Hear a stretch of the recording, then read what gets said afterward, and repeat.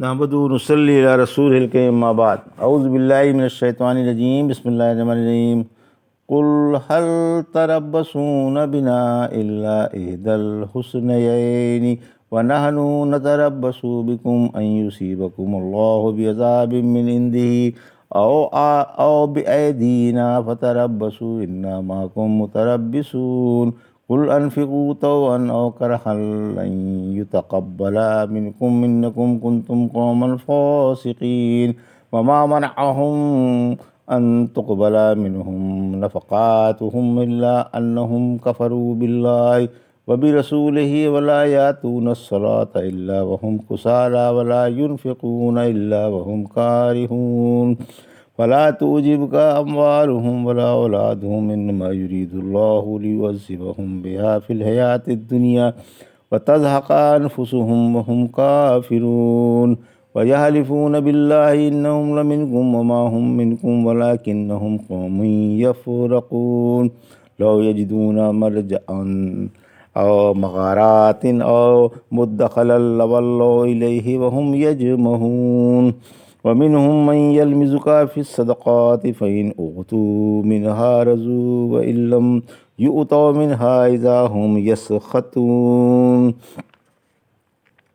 ولو أنهم رضوا ما آتاهم الله ورسوله وقالوا حسبنا الله سيؤتينا الله من فضله ورسوله إنا إلى الله راغبون۔ ابھی آپ نے سورہ توبہ کی آیت 52 سے 59 کی تلاوت سماعت فرمائی۔ ان آیتوں کا ترجمہ اور تفسیر اس طرح ہے: قل هل تربصون بنا الا احدى الحسنيين ونحن نتربص بكم ان يصيبكم الله بعذاب من عنده او بأيدينا فتربصوا انا معكم متربصون۔ آیت 52: قل انفقوا طوعا او كرها لن يتقبل منكم انكم كنتم قوما فاسقين۔ آیت 53: وما منعهم ان تقبل منهم نفقاتهم الا انهم كفروا بالله وبرسوله ولا يأتون الصلاة الا وهم كسالى ولا ينفقون الا وهم كارهون۔ آیت 54۔ ترجمہ: آپ فرما دیں کہ تمہیں ہمارے حق میں جس چیز کا انتظار ہے وہی دو اچھائیوں میں سے ایک ہے، اور ہمیں تمہارے حق میں اللہ کے عذاب کا انتظار ہے، یا تم پر ہمارے ہاتھوں سے عذاب آئے گا۔ اچھا تم بھی منتظر ہو اور تمہارے ساتھ ہم بھی منتظر ہیں۔ آپ فرما دیں خواہ تم خوشی سے خرچ کرو یا ہارجی سے، ہرگز ہرگز تم سے قبول نہ کیا جائے گا۔ واقعی تم فاسق و فاجر ہو۔ ان کے خرچوں کے قبول نہ ہونے کا صرف یہی ایک سبب ہے کہ وہ اللہ کو اور اس کے رسول صلی اللہ علیہ وسلم کو نہیں مانتے اور نماز کو سستی سے آتے ہیں اور بادل نخواستہ خرچ کرتے ہیں۔ یہ تھا ترجمہ سورہ توبہ کی آیت 52 سے 54 کا۔ تفسیر: آیت 52: مجاہدوں کی پانچوں انگلیاں گھی میں، یعنی ہمیں لڑائی میں ہر حال میں سرخروی ہے، ہم شہادت پر جنتی ہیں اور فتح پر تخت و تاج کے مالک۔ ہمارے لیے دونوں حالتیں قابل صد و فقر اور خیر و سعادت سے بھرپور ہیں۔ اگر منافق ہمارے حق میں کچھ انتظار کر رہے ہیں تو وہ ان مذکورہ بالا اچھائیوں میں سے کسی ایک اچھائی ہی کا ہے۔ اس کے برعکس ہمیں تمہارے بارے میں دو برائیوں میں سے کسی ایک برائی کا انتظار ہے کہ یا تو اللہ تم پر اپنا کوئی عذاب بھیجے گا یا تمہیں ہمارے ہاتھوں سے سزا دلوائے گا کہ ہم تمہیں قتل و گرفتار کریں گے۔ اچھا اب انتظار کرو کہ مستقبل کس کے حق میں فیصلہ دیتا ہے۔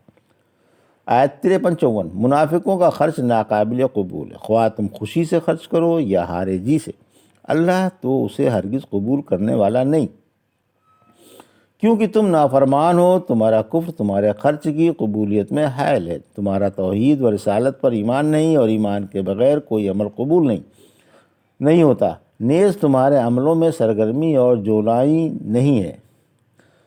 جب نماز کو آتے ہو تو خارجی سے اور خرچ کرتے ہو تو منہ بنا کر۔ رحمت عالم صلی اللہ علیہ وسلم نے فرمایا اللہ ثواب دینے سے نہیں تھکتا، البتہ تم عملوں سے تھک جاتے ہو۔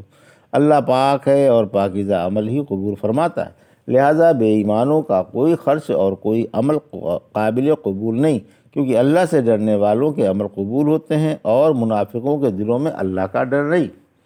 فلا توجبک اموالہم ولا اولادہم انما یرید اللہ لیعذبہم بہا فی الحیاۃ الدنیا وتزہق انفسہم وہم کافرون۔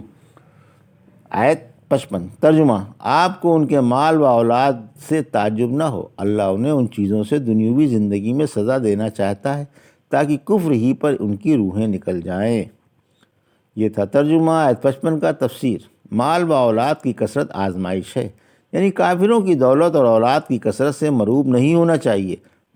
سورہ طٰہٰ کی آیت 131 میں فرمایا، ہم نے جو انہیں طرح طرح کی چیزوں سے دنیا میں فائدہ پہنچا رکھا ہے، آپ ان کی طرف نگاہ نہ ڈالیں، یہ تو دنیوی زندگی کی بہار ہے تاکہ ہم انہیں اس میں ڈال کر آزمائیں، اور آپ کے رب کا رزق بہترین و پائیدار ہے۔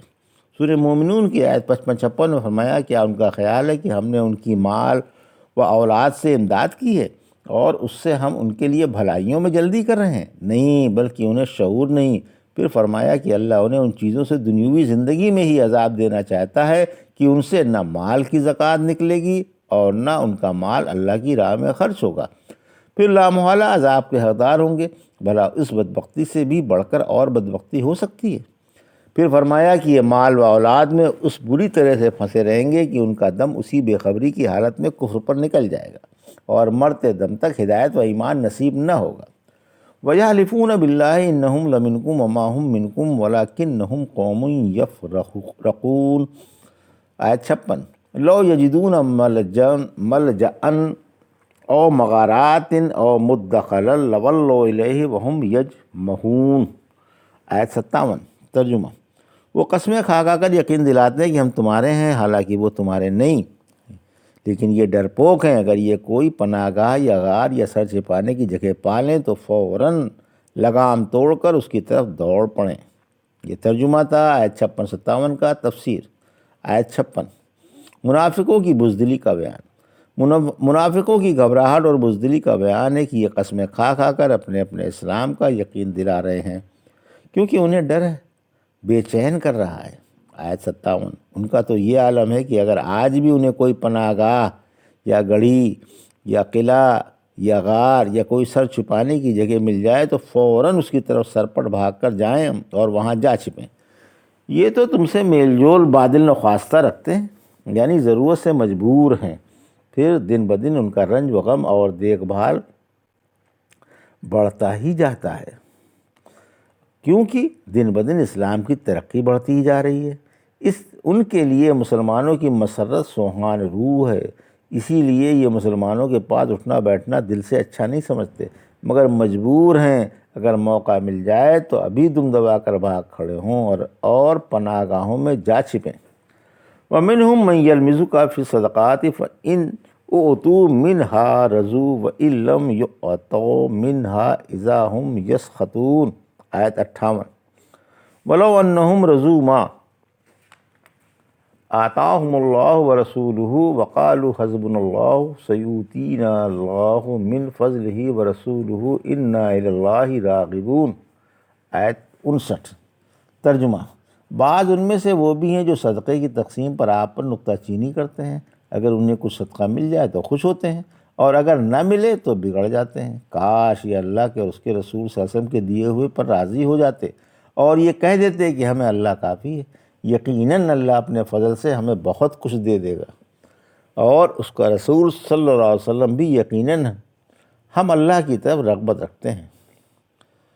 یہ ترجمہ تھا آیت 58-59 کا۔ تفسیر، آیت 58 ذاتی مفاد کے لیے منافقوں کی نکتہ چینی، یعنی بعض منافق صدقے کی تقسیم پر آپ پر اعتراض کرتے ہیں یا آپ صحیح تقسیم نہیں فرماتے، اس سے ان کا مقصد ذاتی مفاد ہوتا ہے، کیونکہ اگر انہیں بھی صدقہ مل جائے تو پھر اعتراض بھول جاتے ہیں، اور اگر نہ ملے تو بگڑ کر کڑی نکتہ چینی کرنے لگتے ہیں۔ ایک دفعہ آپ کے پاس زکوٰۃ کا مال آیا، آپ نے اسے ادھر ادھر بانٹ کر سب ختم کر دیا۔ ایک انصاری بولا، یا رسول اللہ صلی اللہ علیہ وسلم، آپ نے انصاف نہیں فرمایا۔ اس پر یہ آیت اتری۔ ذوالخویسرہ کا بیان، جب رحمت عالم صلی اللہ علیہ وسلم حنین کا مال غنیمت تقسیم فرما رہے تھے تو ذوالخویسرہ ہرقوس نے آپ پر اعتراض کیا کہ انصاف کیجئے، آپ انصاف نہیں فرما رہے ہیں۔ آپ نے جواب دیا کہ اگر میں انصاف نہیں کروں گا تو تجھے سخت نقصان پہنچے گا، پھر اس کے جانے کے بعد آپ نے فرمایا کہ ان کی نسل سے ایک قوم نکلے گی کہ ان کی نمازوں اور روزوں کے مقابلے میں تم اپنی نمازیں اور روزے حقیر سمجھو گے، مگر یہ دین سے اس طرح نکل جائیں گے جیسے تیر شکار کے آر پار نکل جاتا ہے۔ ایسے لوگوں کو جہاں کہیں بھی پاؤ انہیں قتل کر ڈالو، کیونکہ یہ آسمان کے نیچے بدترین مقتول ہوں گے۔ پھر اللہ نے زکوٰۃ سے بہتر ایک چیز کی طرف توجہ دلائی۔ آیت 59، فرمایا اللہ نے انہیں جو کچھ رسول اللہ صلی اللہ علیہ وسلم کے ہاتھوں دلوایا تھا اگر یہ اسی پر قناعت کر لیتے اور صبر و شکر سے کام لیتے اور یہ کہہ دیتے کہ ہمیں اللہ کافی ہے، وہ ہمیں بہت کچھ دے دے گا، ہمیں اللہ سے بہت کچھ توقع ہے، تو ان کے حق میں اچھا تھا۔ اس آیت سے مسلمانوں کو یہ تعلیم ملی کہ اللہ جو کچھ دے اسی پر قناعت کر کے اس کا شکر بجا لاؤ اور اللہ ہی پر بھروسہ رکھو اور اسی کو کافی سمجھو، اسی سے رغبت رکھو، اسی کی طرف جھکو، اسی سے مانگو اور اسی کے آگے ہاتھ پھیلاؤ۔ وہی اتباع رسول صلی اللہ علیہ وسلم کی توفیق عطا فرمائے گا، لہٰذا اسی سے اس کے احکام بجا لانے اور ممنوعات سے بچنے کی توفیق مانگو، کیونکہ ٹھیک ٹھیک اطاعت اسی کی رہبری پر موقوف ہے۔